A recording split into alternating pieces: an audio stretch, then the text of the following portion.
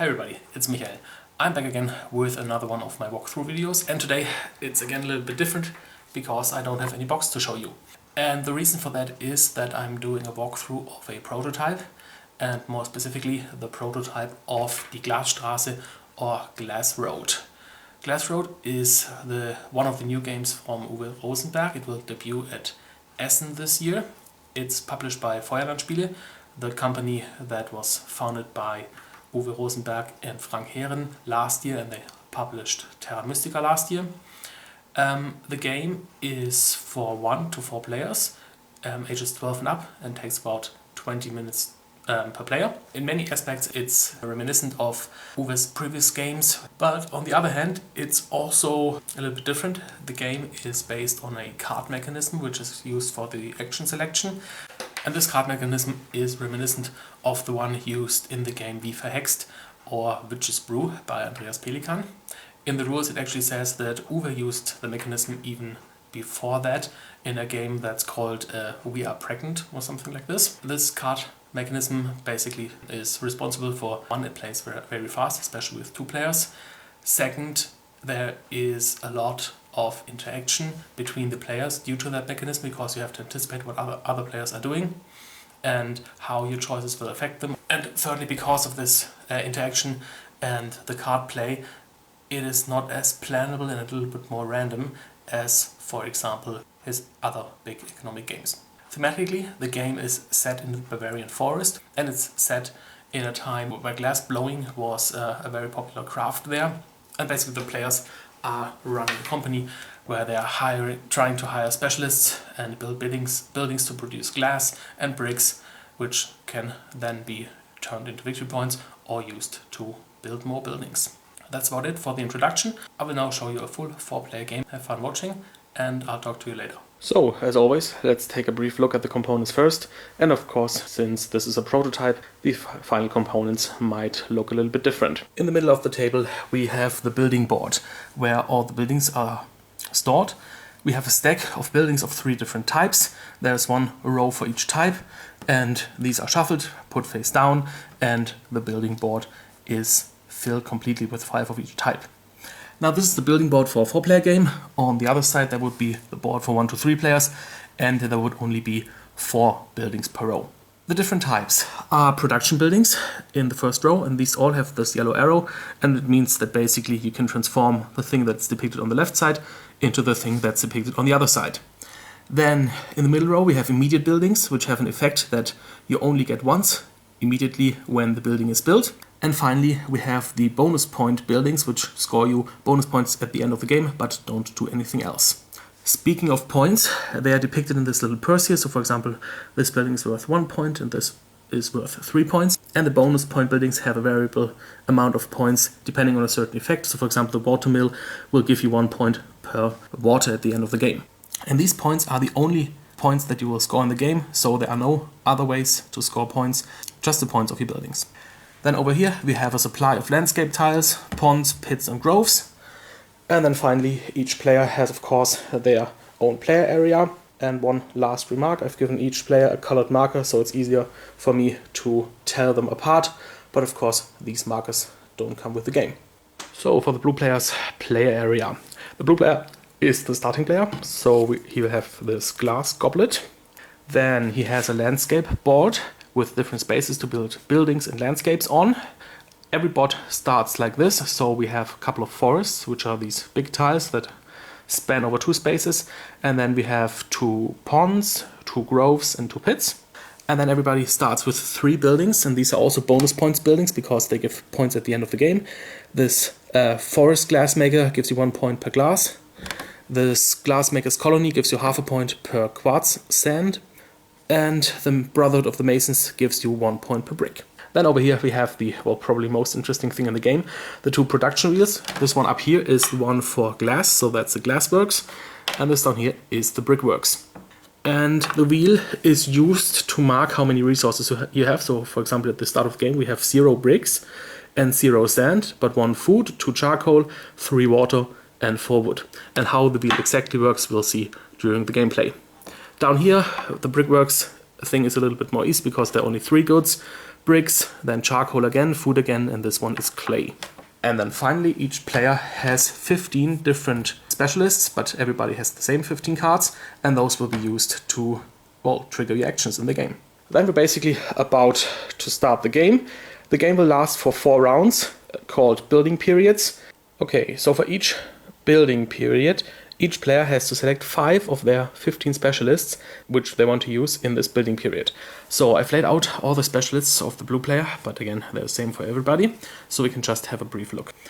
Let's, for example, take a look at the carpenter. So each specialist has a name, then maybe they have a cost of usage. In this case, it's removing a forest, and then they have 2 abilities. This one is getting a wood, and this one is building a building. So for example, the builder needs 1 food, but then he can build 2 buildings. The 2 actions are closely connected to the concept of the interaction in this game, and it depends on which specialists are selected by which players, but we'll talk about that in a second. These specialists have to do with building buildings. These specialists have to do with building new landscape tiles. The cultivator is a little bit in between because he can do both. Then over here, all these specialists have to do with getting resources. And then this guy is a little bit special. Yes, this is a resource gathering ability, but this one lets you reserve some of the buildings from the common supply for your own supply. But we'll see this in a second.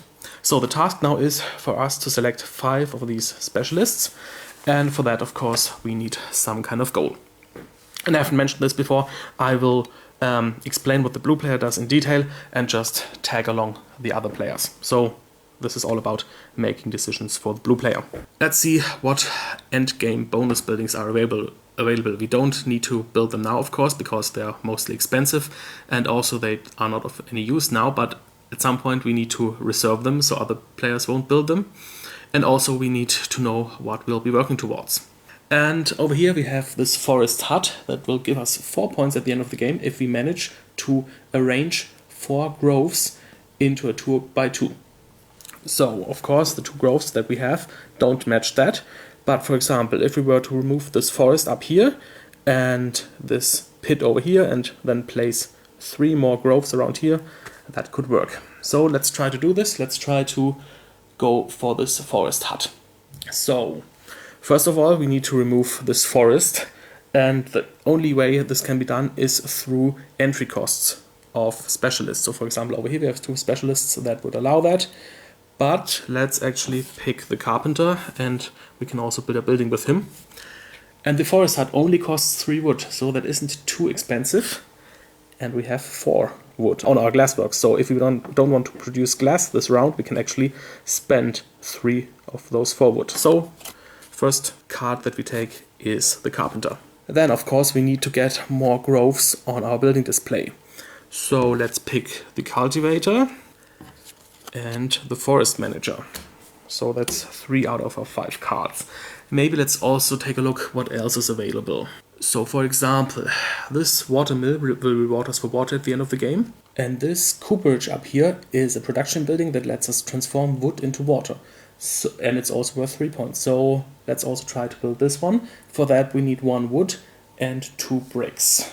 So bricks need 1 of each of these resources. So to have us produce 2 bricks, we would need 2 more charcoal and 1 more clay. So let's select the fuel collector for the charcoal and the clay worker for the clay. And now we've selected our 5 cards, so we can take the other ones, and of course we've all done this secretly. Put them aside and face down so nobody will see which cards we didn't select. And then we'll just put our 5 cards in front of us and wait until the other players also do the same. Everybody has selected their 5 cards, and now during this first building period we will play 3 rounds, and at the beginning of each round we will have to choose one of our cards, put it face down in front of us. Of course these are still in our hand, and then these face down cards will be played and resolved. And the thing is, we flip our selected card face up, and if anybody of the other players has that card still in their hand, they then have to play it as well.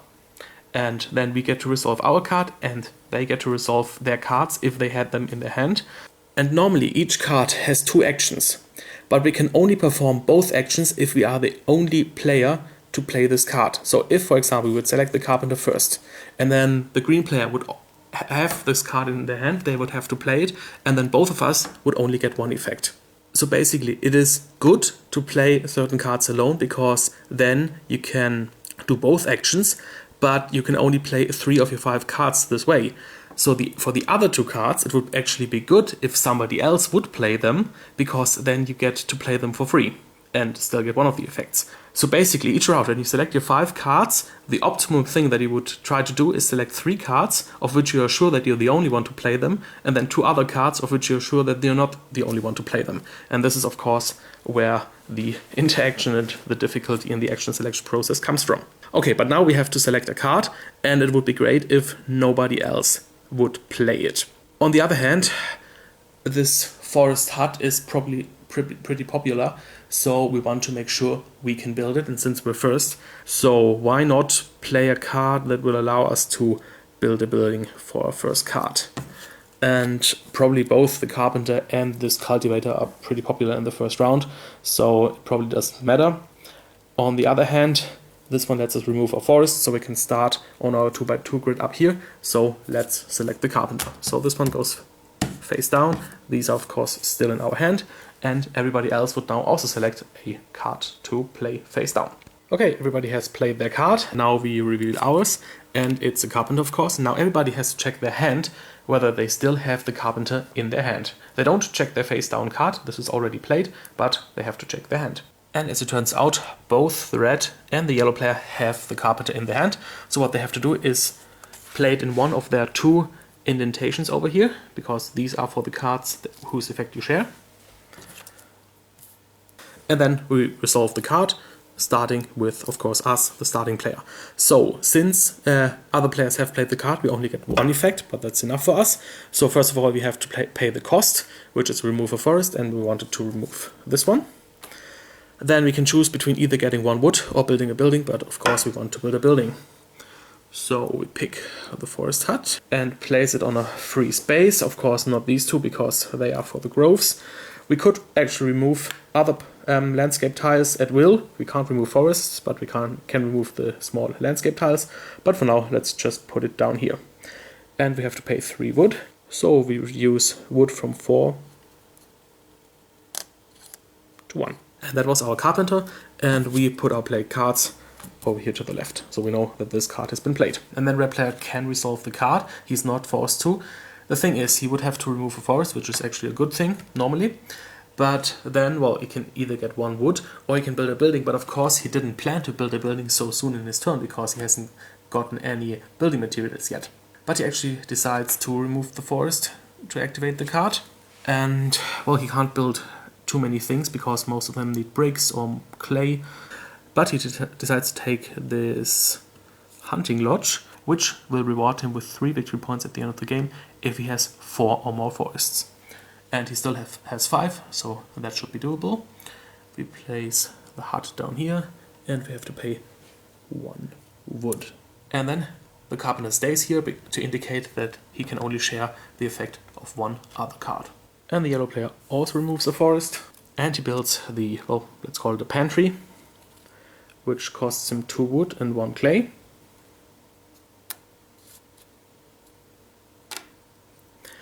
And gives him 3 food on both production wheels. So here it moves from 2 to 5, and here it moves from 1 to 4. This was an immediate effect, it only happened once, so from now on this building will just sit there, do nothing, and provide 1 point at the end of the game. So now the first player's carpenter has been resolved, and then we go over to the green player and flip his card, and it's a clay worker. So again, everybody has to check whether they have a clay worker in their hands. And the blue player had a clay worker. So the green player is first, he has to pay 1 water and then can pick any of the 2 actions, but they are the same. So he pays a water, but gets 2 clay. Then this card is put over here on the left. And then the blue player puts it over here, pays a water, and gains 2 clay. And then we move over to the red player, who has the feudal lord. He's the only one to have played the feudal lord, so there are no entry costs. Then he gets 1 clay and 1 wood. And then the other ability says that from each stack of buildings he can reveal 1 randomly and add it to his personal building supply from which only he can build. This one is some kind of food storage, and will give him 1 point at the end of the game for each food on the wheel with less food, so it would be good for him to produce lots of food. Then the sawing mill is a little bit unfortunate because he has this hunting lodge which will reward him if he preserves his forests. And this grove court has the immediate effect of surrounding it with groves once it's been built. And surrounding means not diagonally. So for example, if we were to remove this forest and this pit and were to put it here, we would get 4 more groves. Which could actually be good because the forest manager lets you collect food from groves, and that works nicely together with getting victory points for food. So that's an option. And then this card is done, and we'll put it over here. And finally, the yellow player reveals the water carrier. He was the only player to have played this, so he gets both effects. First he has to pay a food, and now he has to decide which wheel he should take the food from. And he decides to pay it from down here. Then let's trigger the first effect first, so that's 2 water and 1 wood. And then 2 water and 1 sand. And now something happens. The thing is, the workers in the glassworks and the brickworks don't work on your command. They work whenever they have something to do. And now there are enough resources to produce 1 glass. How do we know this? This specially marked brown space here is empty. And also this brown space is empty. So what happens is that the workers immediately get to work, which means we turn the wheel. Now what happened? We now have 1 glass. We didn't have any glass before, and all our resources have been reduced by 1. So basically we transformed 1 piece of each of these resources into 1 glass. And this is basically how the production wheels work. Now this one is done, and now everybody has played their first cards. Some of them have played more cards because they shared effects. Now everybody selects a face down card again. So for our blue player, we want to produce some bricks. So we need charcoal because that's the only thing that's missing. And so we play our fuel collector. So we reveal our fuel collector, and it turns out that the red player also has the fuel collector still in his hand. So we only get to resolve 1 effect. First we have to pay 1 water, and then we get as many charcoal as we still have cards in our hand, so that's 2. And then after that immediately the wheel moves once, twice, and we now have 2 bricks. And pretty much the same happens for the red player, so 1 water, 2 charcoal, 2 bricks. The green player has played the supplier, nobody else has it, so he gets both effects. First, he selects 1 simple good, so no bricks or glass. He gets 2 of them, and the other players get 1 of them. Again, he selects charcoal, so he gets 2, and this is turned into 2 bricks immediately. The red player has to pick on which wheel he would like to receive his 1 charcoal. He selects this one. The yellow player takes it on the glass wheel, and finally the blue player also takes it on the bricks wheel. And then he can build 1 building, and he decides to go with the fuel storage. He puts it over here. It costs a wood and a brick. And then he immediately gets 7 charcoal on 1 wheel, and well, there's exactly space for 7 down here. The red player also played the supplier at the same time as the green player, and so he was lucky because now nobody can share it, of course, because if somebody still had it in their hand, then they would have revealed it when the green player revealed the supplier. So he actually gets to do both actions. So first of all, he can pick 2 of a simple good, and he decides to take clay, so everybody else takes a clay as well. Then he can build a building, but first, as a free action which he can always do, he removes the pond and it goes back to the supply. And then he selects the sandstone factory, puts it there. It costs 2 bricks and 2 wood. So bricks are down to 0, wood is down to 3. And from now on he can transform 3 sand into bricks. The yellow player reveals the slash and burn farmer, and nobody else shares it, so he gets to use both effects. He removes a forest. Then he gets 2 charcoal, so that's 1 brick. And then he gets 2 food, and he decides to take them on the brickworks wheel. Okay, and now we're into the final of the 3 rounds of selecting cards. Now, we still want to build this cooperage building up here, so we decide to select the cultivator because he will allow us to actually build a building. So we select this one, let's go back to our hand. Maybe we're lucky and somebody else will trigger it for us because we still have 1 space available. The blue player reveals a cultivator. Nobody shares it, so he gets to place a landscape and a building. So let's start with the landscape first. And of course we want to work on our grid here. So let's play a grove here. And then we take the cooperage and put it down here. It costs a wood and 2 brick. And from now on we can turn wood into water. The green player revealed a pit worker, which nobody shared. So first he can get a pit and 1 clay. And the pit goes over here.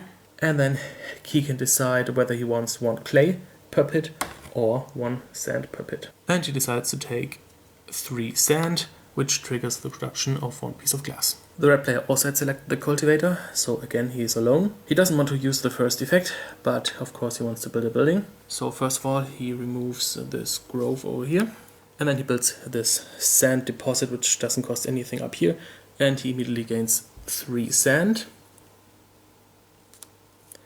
which triggers the production of 1 piece of glass. So even if he would have liked to use the 3 sand for his sandstone factory down here, since the production triggers automatically, that doesn't work. So basically if you want to save up on something, you have to use, for example, the food as some kind of stopper. So as long as you don't get any food, you can do with these resources whatever you want and you can spend them.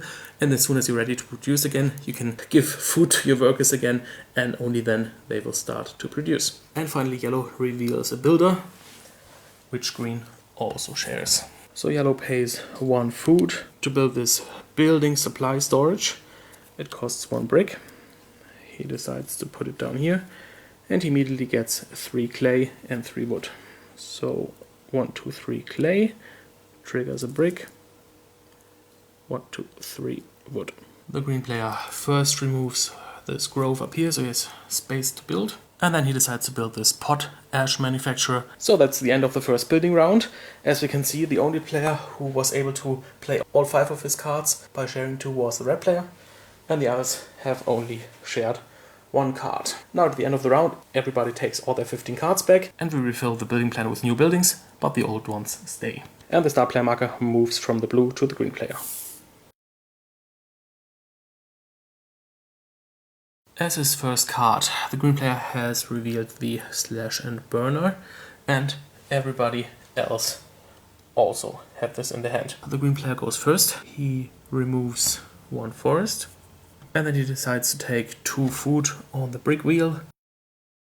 The red player removes this forest, decides to take 2 food on the glassworks, and so he gets 1 glass.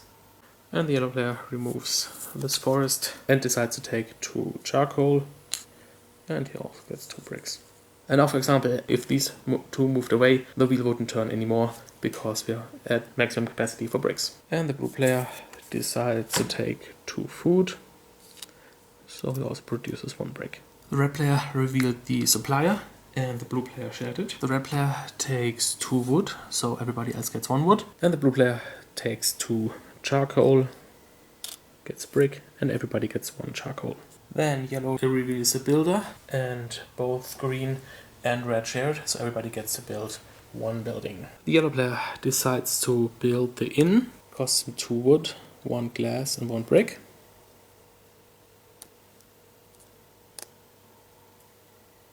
And from now on he's able to transform charcoal into food.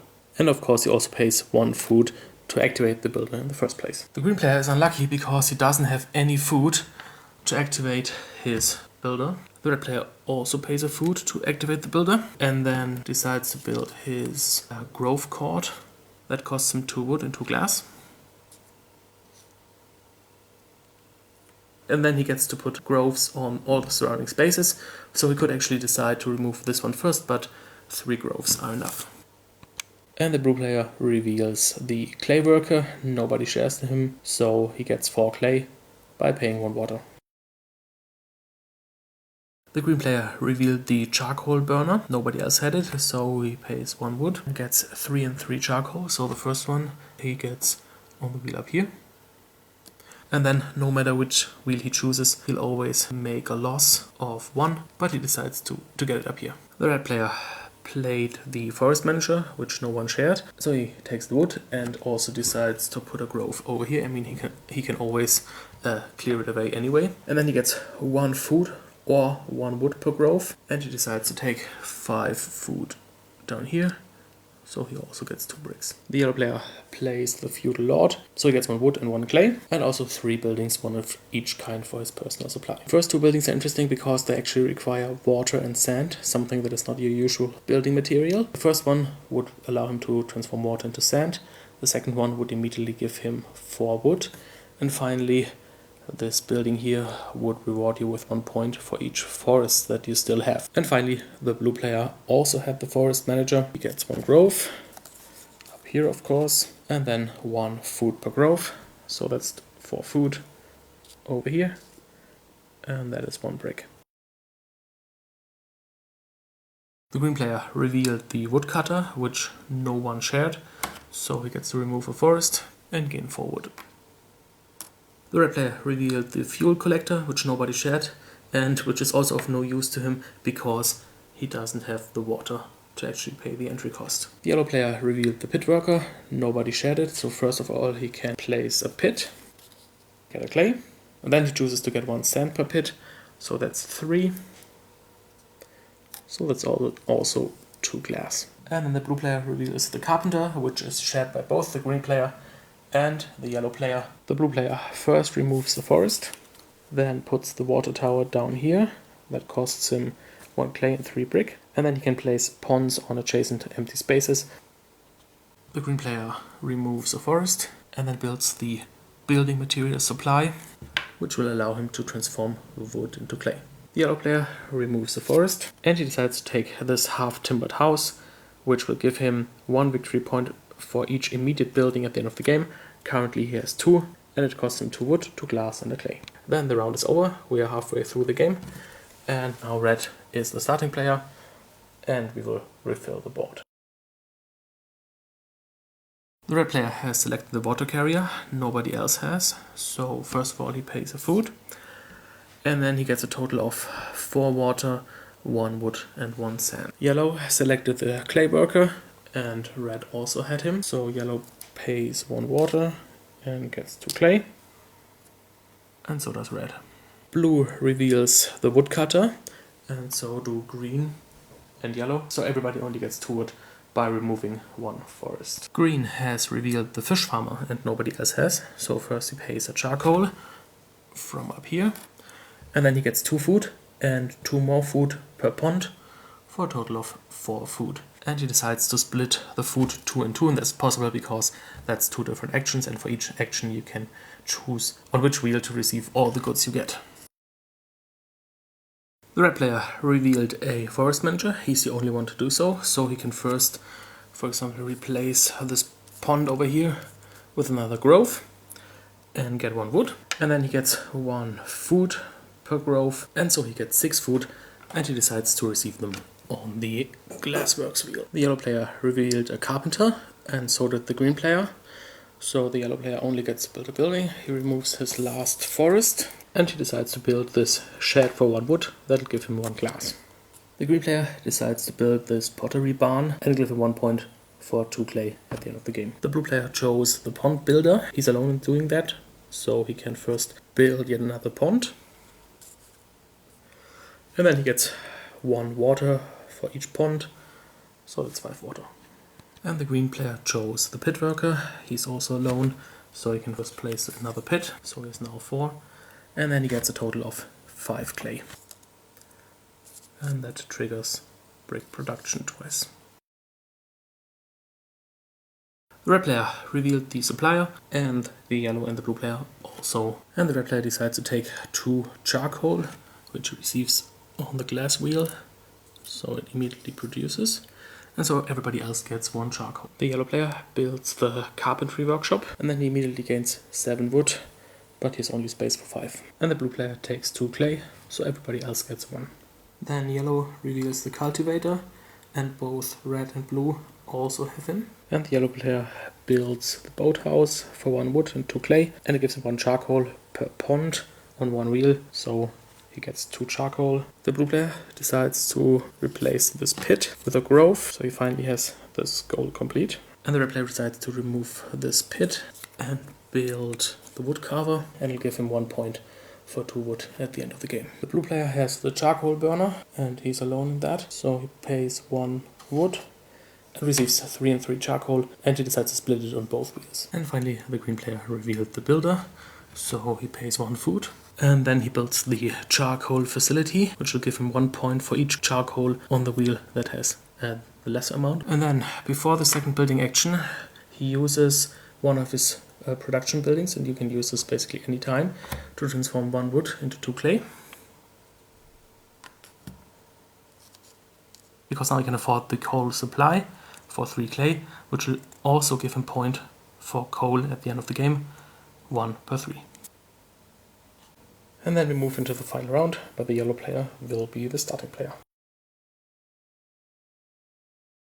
The yellow player revealed the charcoal burner and nobody else did, so he pays a wood and gets 3 charcoal here and 3 charcoal down here. The blue player revealed the clay worker alone, so he gets 4 clay and pays 1 water. The green player revealed the pit worker, and so did the yellow player. So he can only choose one of the abilities, and he decides to get 4 clay. And the yellow player decides to take 3 clay. The red player has selected the fuel collector, he's the only one, so he pays 1 water. Then receives 1 charcoal for each card still in his hand, so that's 4. And he also receives 2 wood. The yellow player reveals the water carrier, nobody else does. And before he activates it, he decides to use his in to transform 1 charcoal into food. So he pays 1 charcoal, he gets 2 food. After that, 1 production step immediately triggers, and then he can pay the remaining food to actually trigger the water carrier and get 4 water, 1 wood and 1 sand. The blue player reveals the forest manager, and the red player also has it, so he just decides to get 5 wood. The red player would be able to get 6 wood, but he only has space for 3, so that came a little bit earlier than he would have liked, but that's the best he can do. The green player also reveals the water carrier. At this point he's the only one who does so he pays 1 food and gets all the stuff. And the red player also reveals the water carrier, so again he gets to do both actions. The yellow player reveals the builder, and so does the red player. And he wants to build these hot springs. They cost him 2 glass and 2 clay. And he decides to put them over here, and then he receives 1 charcoal per water. And he has 6 water, but he has only space for 5 charcoal up here. The red player also pays a food to activate his builder, and then he builds this estate. That'll give him 2 points for each adjacent grove, so he decides to remove this grove up here and put it here. The blue player revealed the pond builder, and he's the only one to do so. So he can at first build 1 pond, and then he can get 6 sand. The green player reveals the cultivator, and so does the blue player. So he decides to only place down 1 pit, and he replaces this pond with a pit. And we'll see later why he exactly did that. And the blue player can finally build the water mill. Another idea would have been to use the other ability to put a pond here and then build fish court later on, because that would have been another 4 points for a 2-on-2 grid of ponds. But actually I think this way we'll be able to score more points. And finally, as the last action in the game, the red player reveals the supplier, and everybody else joins. The red player decides to simply take 2 sand, so he'll produce another 2 pieces of glass. And of course everybody else gets also 1 sand. The yellow player builds a building, this wood storage. That costs 1 sand and gives him 4 wood, but there's only space for 2. The blue player uses the supplier to take 2 food, so everybody else gets 1.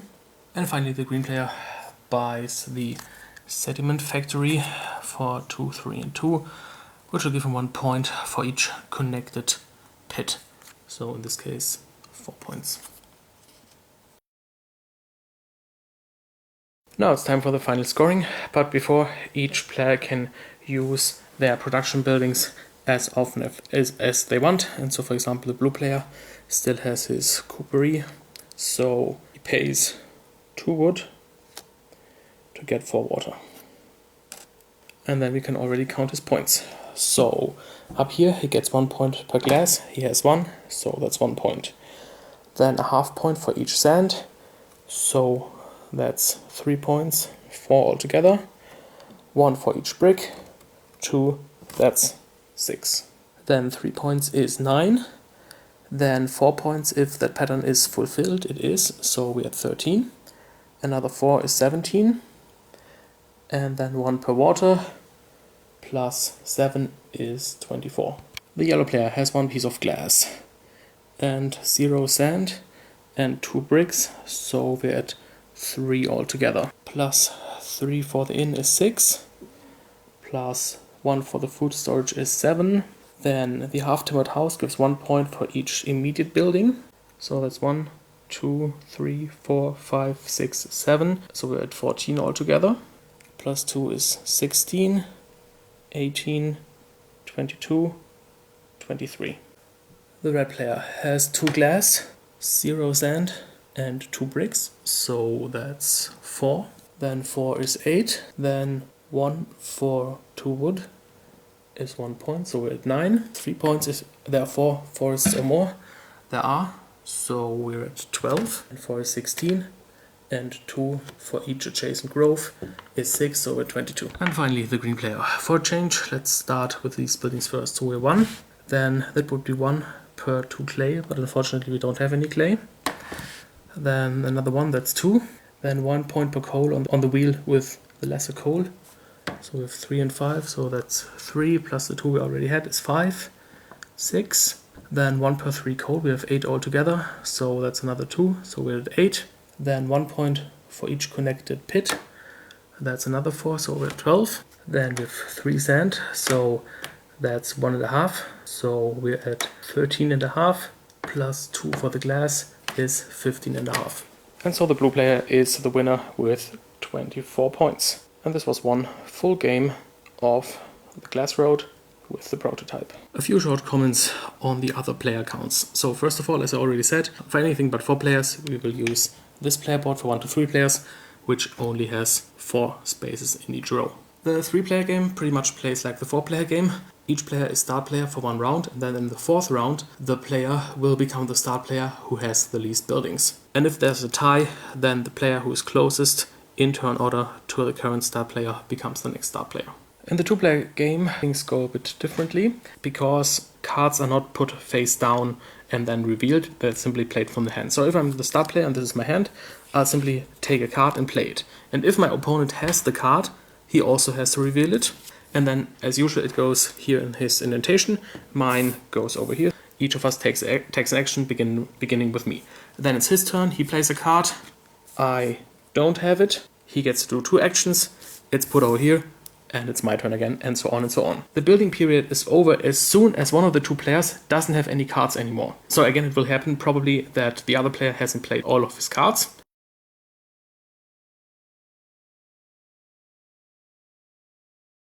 The solo game is played over 7 periods, and in each period you get to select a certain amount of cards from the cards available to you. For example, in the first period I can select 3 cards. So let's say that these are my cards, then I shuffle those and draw one of them randomly. And for this card I get to choose one of the 2 effects. I can't choose both. So in this case I would have to pay the 1 food, and then let's say I would choose this effect. And this would go on until I have only 2 cards remaining. So in the first period this is already the case. And then I look at both of them, pick one, and I get both abilities on this card. So for example, I could take the carpenter, remove a forest, get 1 wood, and build a building. And the other card I can't use at all. Then all those 3 cards are put aside, and I go into the next period where I could select 4 cards, but not those 3. So now I have to select my 4 cards from the remaining 11. So again, let's say those are my 4 cards. They're shuffled randomly. I pick one. I get to do one of the 2 things. It's put aside. I draw another one. I get to do one of the 2 things. I put it aside. Now we're again at the case where I have 2 cards remaining. I take a look at both of them. Let's say I pick this one. I get to do both actions, and this one is put aside. These 4 stay where they are, and I take the remaining cards and the ones from the previous round, and again select my new cards. In this case 5. And at the end of the 7th round you simply score your points, and the rules say that 30 points are a very good result. One last remark, the supplier works differently in the solo game. In the solo game you just pick one good. So, I hope you enjoyed this overview. It was a prototype, but as you can see, it was very advanced. The artwork is, I think, nearly finished. Of course, everything will be on thick cardboard and not on thin paper, but despite the fact that it was still a prototype, I hope that I could show you how the game plays and what kind of decisions you have to make. I think you haven't seen really optimal play from me here, as always. I think the production buildings are more useful and should be built and used more often than I actually did. And so I guess the points would be higher normally. One of the most interesting things in this game is, in my opinion, the card selection mechanism, of course, and I hope you could see how this plays like, although it's a little bit difficult for me to show you this in a video where I play all 4 players. So I hope by now you know all the rules for the different player counts. You've seen how the game plays like, what it feels like, what kind of decisions there are, how the card selection mechanism and the interaction in the game works. Yes, hopefully by now you can make up your mind whether this is something you would also enjoy, and if that's the case and you're in Essen this year, then maybe you can check it out and even purchase it. That's basically all I wanted to say. So as always, have fun playing, and until next time, bye bye.